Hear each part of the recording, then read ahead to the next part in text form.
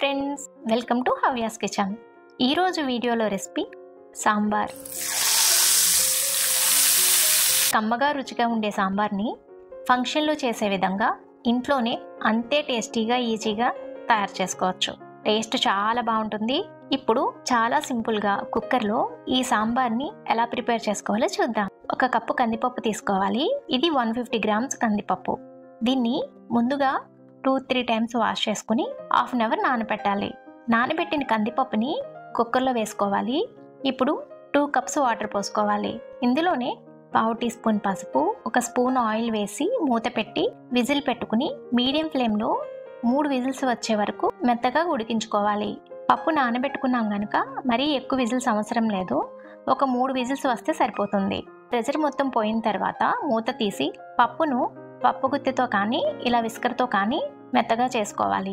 ఇలా మెత్తగా చేసుకున్న తర్వాత ఇందులో సొరకాయ ముక్కలు, 2 కట్ చేసిన టమాటాలు, 3 కట్ చేసిన బెండకాయలు, ముక్కలుగా కట్ చేసిన పెద్ద ఉల్లిపాయ 1, కట్ చేసిన క్యారెట్ 1, కట్ చేసిన మునక్కాడ 1, 3 పచ్చిమిర్చి ముక్కలు, టేస్ట్కి తగినంత సాల్ట్, 1 టీ స్పూన్ కారం, 1.5 స్పూన్ సాంబార్ పొడి, పెద్ద నిమ్మకాయ సైజ్ అంత చింతపండుని తీసుకుని 1 కప్పు చిక్కగా తీసుకున్న చింతపండు రసం వేసుకోవాలి. 3 కప్పుల వాటర్ని పోసుకుని కలుపుకోవాలి.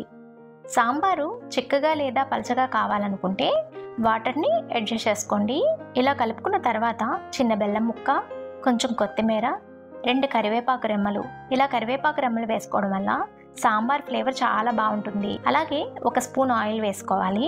ఆయిల్ వేసుకుంటే సాంబార్ పొంగకుండా ఉంటుంది. ఇప్పుడు స్టవ్ మీద పెట్టుకుని ఇలా బాయిల్ స్టార్ట్ అయిన తర్వాత మూత పెట్టి విజిల్ పెట్టుకుని మీడియం ఫ్లేమ్లో 1 విజిల్ వచ్చే వరకు కుక్ చేసుకోవాలి. కుక్కర్ ప్రెషర్ పోయిన తర్వాత మూత తీసి కలుపుకోవాలి. చూసారు కదా, వెజిటేబుల్స్ కరెక్ట్గా కుక్ అయ్యాయి. ఇప్పుడు తాలింపు కోసం ప్యాన్లో 3 టేబుల్ స్పూన్ ఆయిల్ వేసి హీట్ చేయాలి. ఆయిల్ హీట్ అయిన తర్వాత కొన్ని మెంతులు వేసుకోవాలి. ఇవి ఆప్షనల్ మాత్రమే. 1 టీ స్పూన్ ఆవాలు, 1 6-7 వెల్లుల్లి. అవి కొంచెం ఫ్రై అయ్యే వరకు ఫ్రై చేసుకుని 1/2 టీ స్పూన్ జీలకర్ర, 2 ఎండుమిర్చి, కరివేపాకు వేసి ఫ్రై చేసుకోవాలి. 1/2 టీ స్పూన్ ఇంగు వేసి కలిపి స్టవ్ ఆఫ్ చేసుకోవాలి.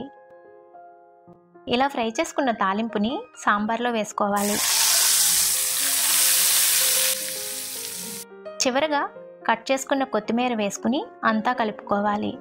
అంతే, గుమగుమలాడే టేస్టీ సాంబార్ రెడీ. చూసారు కదా, చిక్కగా వెజిటేబుల్స్తో ఎంత బాగుందో. టేస్ట్ కూడా అంతే బాగుంటుంది.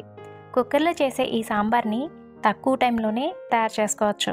వేడి వేడి రైస్లోకి వేసుకుని తింటే చాలా టేస్టీగా ఉంటుంది.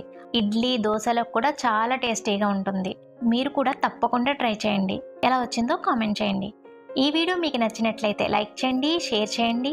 మరిన్ని మంచి రెసిపీస్ కోసం ఛానల్ని సబ్స్క్రైబ్ చేసుకోండి. Thanks for watching.